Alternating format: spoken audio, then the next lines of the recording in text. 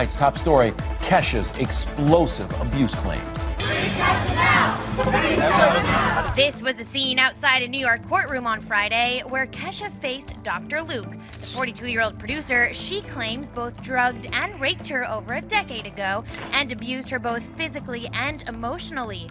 Dr. Luke has denied any wrongdoing. One thing I would propose and say is, like, if celebrities are involved in this, and some people are probably brushing her off, and like I said, I don't know what the truth is.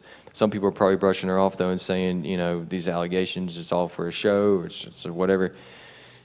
If people are viewing this as that and not taking it seriously, then what does that say for the common person about what should I do if someone does something to me? If no one's going to listen to a celebrity, then there's like no hope for me.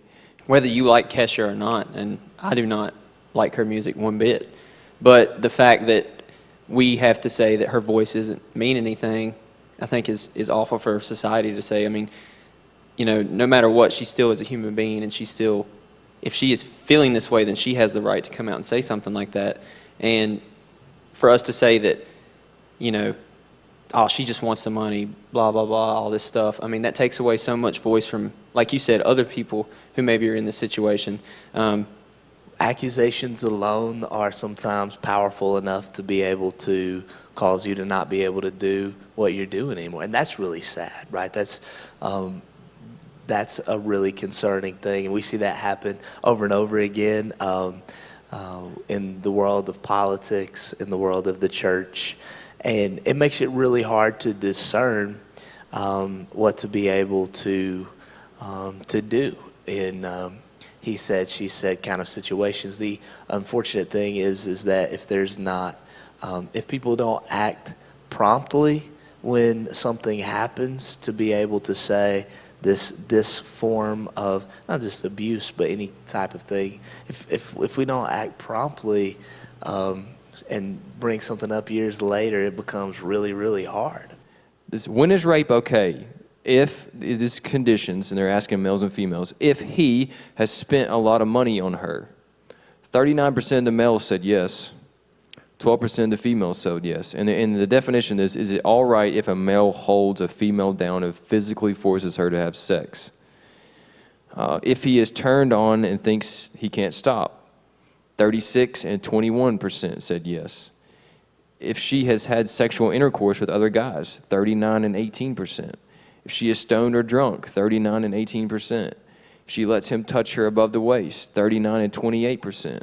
If she is going to and then changes her mind, 54% of the guys said yes, 31% of the females said yes. If she has led him on, 54% and 26%. If she gets him excited sexually, 51 and 42%. If they have dated a long time, 43 and 32% said yes. It's a great indication of our culture, and a great indication of where we kind of are and how we think about sex in this generation altogether, I think.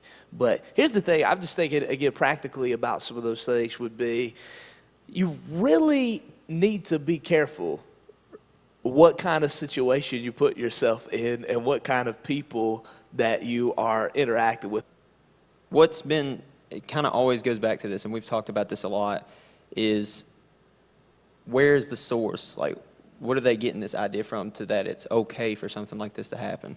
And one of the rising searches on the internet is rape porn and physically abusing people, like pornography. It's like in India, the reason why they made porn almost illegal is that because that's all the men were searching for, was like actually illegally hurting other women and raping them. And I think it all goes back to the source. What is teaching, our young adults and our young students?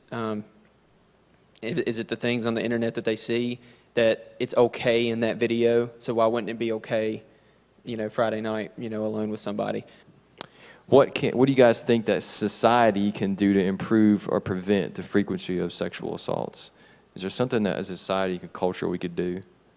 I honestly don't know because I'm not a victim, but I've met a couple victims, and occurring very often is the biggest problem is not necessarily, well, it is the source, which is the sexual abuse, but then after that, they don't feel like they have a voice. And I think we have to take it upon ourselves, especially like college students on the campus, to be the voices for people that feel like they don't have a voice. We have to go the extra mile as the church of reaching out and staying connected with those people. Like that it's not enough for them to come on a Sunday or to our small group and to tell us this and us say, oh, that's really sad. We're so glad you're here. Like we have to continue to call those people and have conversations with them on an ongoing basis to be able to, it's a long journey. It's a journey that really their entire lifetime that they're going to be going through a sense of recovery and restoration over what's happened in their life. Yeah, and I'll just say too, I'm just playing devil's advocate a little bit. There might be someone watching us or that sees a recap of this somewhere out there online that's just like, psh, whatever. I mean, look at all the churches in the news where people have been sexually abused in the church, or I have in the church. And I just want to speak to that for a second, as I'm just me, and I can't control what people do. People are corrupt. People do stupid things sometimes. I do. I don't, I apologize for all those things, even though I have no control over them. I mean, if you're out there and you're like super skeptical over that, it's just the way the world is. It's broken, and sometimes incredibly jacked up things happen, and but it's not the way it's supposed to be. And I just hope that you can consider that it's not that way everywhere, and that's not how the church should be, and it's not how it's perceived. So one more thing, showing scars for some is a hard thing to do. Some scars are deep and bring recurring pain. Absolutely, I 100% agree with you, whoever is commenting in on this. But I will say, going back to what we were saying, it's almost necessary, I think. I don't know who this is. I don't know what you're dealing with, but absolutely it's a hard thing to do. But I think, honestly, you're going to have more pain if you hold it in. And maybe I'm wrong. Maybe, I don't know. Maybe you're just like, yeah, whatever, I don't believe you. But I think you're going to have more pain by covering up your scars and holding them in than if you will face them, as hard as it may be.